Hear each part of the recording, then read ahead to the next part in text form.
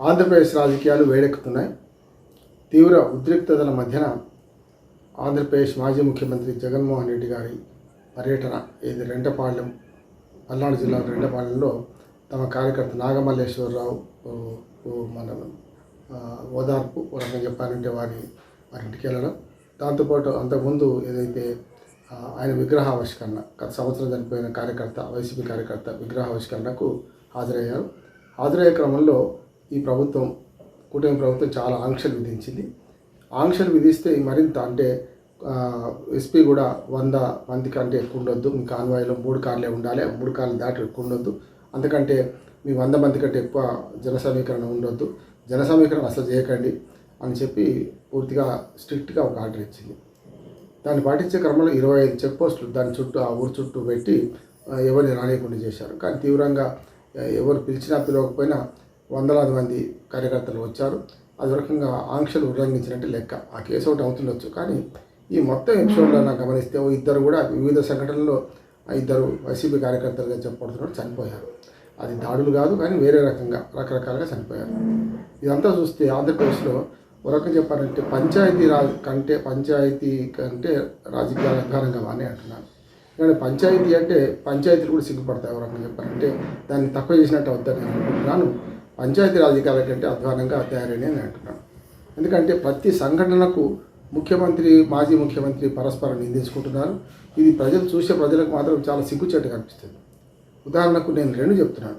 ఇవాళ జగన్మోహన్ రెడ్డి గారిని ఆపడంలో ఏదో చిల్లర రాజకీయాలు చేశారని నేను అంటున్నాను. ఎందుకంటే ఎంత స్ప్రింగుని కిందికి దొక్కితే అంత పైకి లేస్తుంది. ఎప్పుడైనా మనకు కనపడుతుంది కదా, అట్లా ఎంత కిందికి లేస్తే ఎంత కిందికి మనకు అనగదొక్కితే అంత పైకి లేస్తుంది అనడానికి మంచి ఉదాహరణ ఇవాళ రెంటపాలెం ఆయన పర్యటన నేను అంటున్నాను. ఈ పర్యటనలో మొత్తం చూస్తే మనకు అర్థమవుతుంది ఏంటంటే ఆయనను చాలా వరకు ఆపే ప్రయత్నం చేశారు. గతంలో చేయలేదా, గతంలో జరగలేదా అంటే వేరు, జరుగుతాయి, ఎప్పుడైనా జరుగుతాయి. కానీ గతంలో జరిగిన దానికి ఇప్పుడు జరిగిన దానికి తేడా ఉండాలి కదా. కూటమి ప్రభుత్వం నిక్కచ్చిగా ఉంటామని అంటున్నారు కదా, దాని మీద మనం చర్చించాల్సిన అవసరం ఉంది. నెంబర్ 1. రెండోది, పోనీ ఇటుపక్క కూడా బాగుందా అంటే అంతకంటే అధ్వానంగా ఉంది. అంటే మనకు కుప్పంలో ఒక అప్పు ఇచ్చిన వాడు అప్పు తీర్చలేకపోతే మహిళలు నిర్బంధించి చెట్టు కట్టేసి కొట్టారు.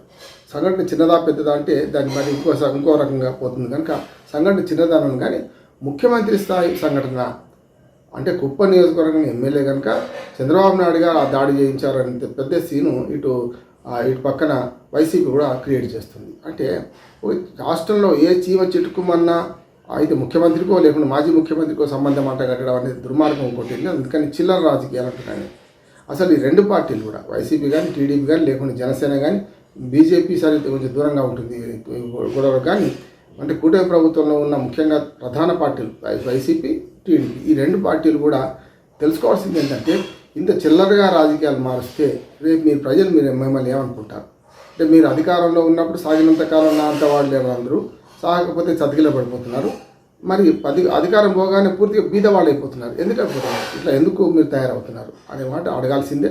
ఒక రకంగా చెప్పాలంటే ఈ 2 పార్టీలు కూడా అంతకుముందు మన ప్రజలు కూడా మంచి తీర్పులు ఇస్తున్నారు. మొదటి 5 ఏళ్ళేమో మనకు టీడీపీకి కూటమికి ఇచ్చారు. 5 ఏళ్లలో 3.5 ఏళ్ళు కలిసికట్టుగా సాగిన కోరస్ పాట ఏదైతే ఉందో బ్రహ్మాండంగా లాహిరి అన్నట్టు సాగిన మన కూటమి ప్రభుత్వం ఇచ్చకపోయి ఒక రకంగా చెప్పాలంటే కూటమిలో ఉన్న బీజేపీ దూరమైంది, జనసేన కూటమిలో ఉన్న పోటీ చేయలేక వాళ్ళు దూరమైండ్రు. చివరికి 23 సీట్లకు మిగిలిపోయి 2018లో అధికారం కోల్పోయింది టీడీపీ. పోనీ 151 సీట్లతో వచ్చిన వైసీపీ అయినా ఏమైనా బాగు చేసిందా అంటే 3 రాజధానుల 3 ముక్కలాట ఆడింది, పోలవరం పండబెట్టింది, మన ప్రైవేటీకరణ జరుగుతుందనే మాటను పట్టించుకోకుండా విశాఖ ఉక్కు కర్మాగారాన్ని గాలికి వదిలేసింది, కడప ఉక్కు ఫ్యాక్టరీకి 5వసారి శంకుస్థాపనలు చేసి దాన్ని అట్లా పెట్టింది.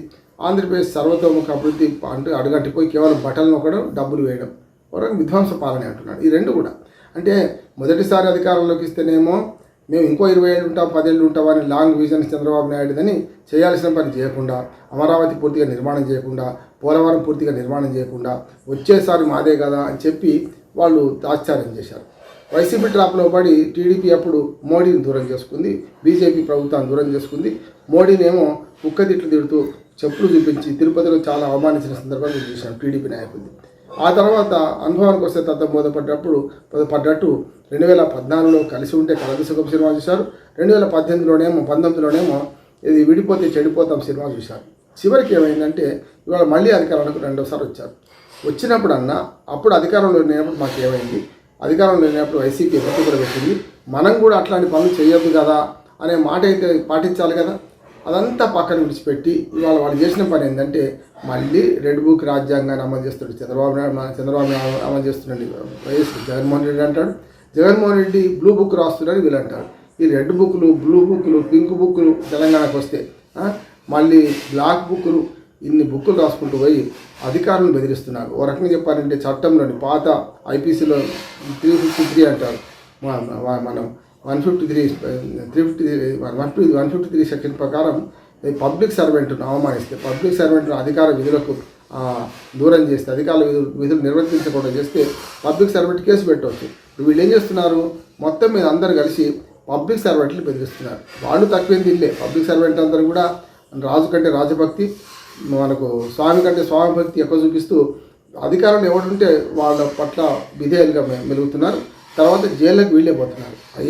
ఐపీఎస్ ఆఫీసర్లు ఐఏఎస్లుగా మారి ఐపీఎస్లేమో పూర్తిగా మనకు వాళ్ళ రాజకీయ పార్టీలకు ప్రభుత్వాలకు బంట్లుగా మారి వాళ్ళు చెప్పింది అలా చేసి చెప్పంది కూడా చేసి వాళ్ళకి అవసరమైన ఒకటి చెప్తే 10 చూసి రమ్మంటే కాల్చివేసినట్టు చేసి చివరికి జైలు పాలవుతున్నారు. నిజంగా జైలు పోవాల్సింది ఎవరు? రాజకీయ నాయకులు. వాళ్ళు పోతలేదు.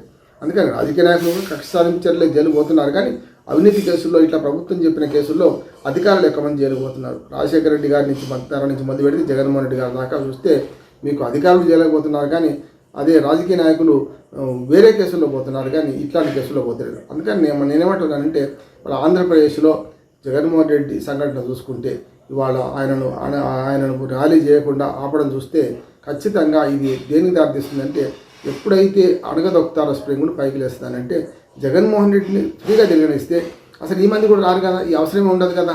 అంటే తాను చూసి వెళ్ళిపోయేవాడు, సమస్య ఉండకపోయేది. ఎప్పుడైతే ఆపడం మంది పెట్టిందో, ఆపడం మంది పెట్టినాక ఆగలేదో, ఇప్పుడు ప్రభుత్వ వైఫల్యం కిందకి వస్తుందా లేకపోతే విజయం కిందకి వస్తుందా? మేము సర్వ తిప్పలు పెట్టాం, అయినా సరే మేము చేసుకున్నామని వాళ్ళు విజయగర్వంతో వీళ్ళు విజయగర్వంతో ఒకరినొకరు గెలిచామనుకుంటున్నారు. అసలు ఆ పని అది కాదు. రాజకీయాల్లో రేపొద్దున ఆంధ్రప్రదేశ్లో జరగాల్సిన సర్వతోముఖాభివృద్ధి ఏంది, ఇవాళ రాజధాని సంగతి ఏంది, పోలవరం సంగతి ఏంది, పోర్టుల సంగతి ఏంది, పూర్తి అభివృద్ధి సంగతి ఏంది, ప్రజల సమస్యలు ఏంది పట్టించుకోకపోతే ఎన్ని రోజులు ఇటువంటి చిల్లర రాజకీయాలు చేస్తారో ప్రజల్లో పల్చర్ అవుతారు. 2 పార్టీలు కునారిల్లిపోతాయి. ప్రజలు కూడా వెక్స్ అయిపోయి ఇంకో పార్టీ వైపు చూసే అవకాశం ఉంటుంది. కనుక దయచేసి ఈ చిల్లర రాజకీయాలు మానుకోండి. పార్టీలు హుందాగా వ్యవహరించండి. ముఖ్యమంత్రుల దాకా దీన్ని పోనీయకండి, ముఖ్యమంత్రుల స్థాయిని మరవకండి అని నేను విజ్ఞప్తి చేస్తున్నాను. నమస్కారం.